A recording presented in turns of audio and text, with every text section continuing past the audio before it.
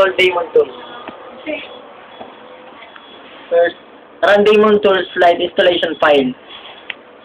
Then, click next button in the Daemon Tools Lite installation window. Read the license and accept it to continue installation by clicking on the agree button. Then, click next. Click next. Click install.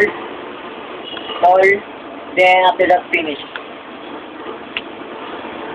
Screencast-O-Matic. First, double-click the installer. After that, it will load. Wait for a few moments.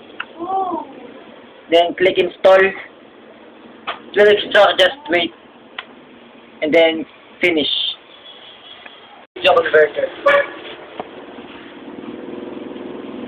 First, run the installer. Then, click OK. Click next.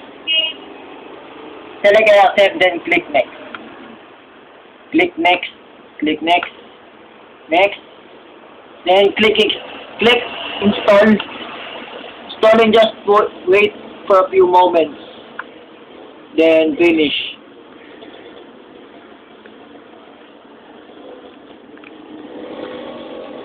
To install IUBit malware fighter.